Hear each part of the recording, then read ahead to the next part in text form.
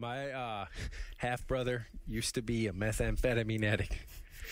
One time we went to his house, and he lived on the second floor of an apartment complex in Vista, which is known as the meth capital of the United States at the time. And the first thing I saw when I walked in the door was a bunch of newspapers, about an entire Sunday's paper's worth of newspapers across the floor, and then an entire transmission of a vehicle, greased up, all on the newspaper so it could be worked on. So after this, he starts to show us around the place. He was pretty proud of his apartment, and we go into one of the bedrooms, and there's this big rug in the middle of the floor, and we're like, what's this rug about? And he grabbed it by the end and whipped it right off. There's a massive hole in the floor. Giant fucking manhole. And this was the second story, remember?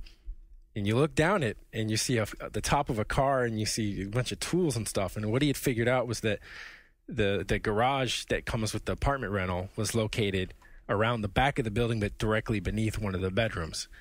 And he didn't like having to go down the stairs and go around and go around and open the garage door in the middle of the night when he was tweaking and wanted to work on something. So he got it. I don't know what it was, a big sledgehammer and some tools, and he busted himself a hole.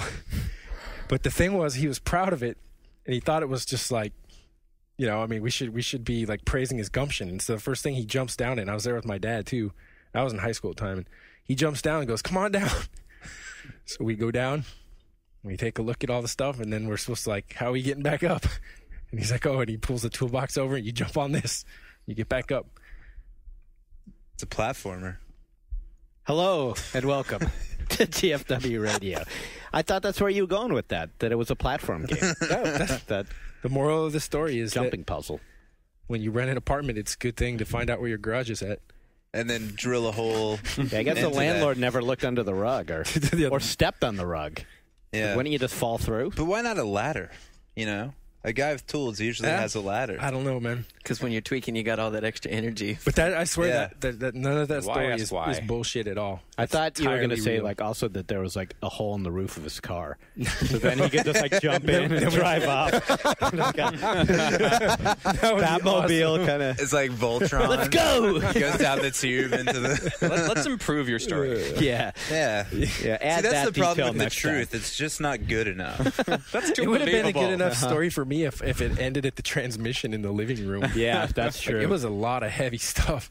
Could he actually get it back together, or could he only take it apart? I doubt he could, because his whole thing was my dad was trying to like rehabilitate him and get him off of it, and so he off the meth, that is. And so my dad was always into muscle cars, like Mopar cars and stuff, and he had a 70 Dodge Challenger. So he got my brother like a 70 Camaro or something that he got cheap, and he painted it up for him. And he's like, all right, we're going to take this down to the quarter mile, and this is like going to be what we do.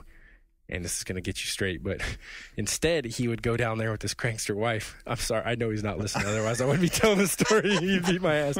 But, so they'd go down to the track, and the whole time, like, my dad would be racing or something. The whole time, like, they would just be pulling out the fucking wiring from the dashboard and all kinds of shit, and the car would never run. They would always, my dad would ever get it running, he'd make sure it didn't run by... Figured out he knew how to make magic.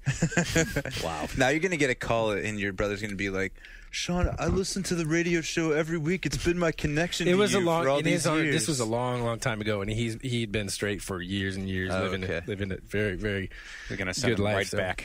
Yeah. Chalk this up to the sins of youth. Okay. Right.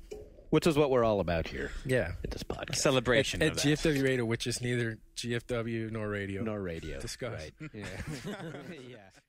We talked about taking dumps. We're about 8 minutes in. No, I can finish it up. I'll Robert introduce Ashley's myself. intro. Heads. No, I did it. He did it. I did it. Now it's Shawn. I'm Shawn Elliott. Another thing for wanted to let our Southern California listeners know, maybe those in San Diego County, is that if you see Datsun 280Zs, the 80s models, know that whoever's driving is addicted to crystal meth, and that the codes for these vehicles, you can call them either a crystal caravan, a meth-mobile, a shit sled, which is shit is slang for crank, tweak, chicken, a burner bonzo.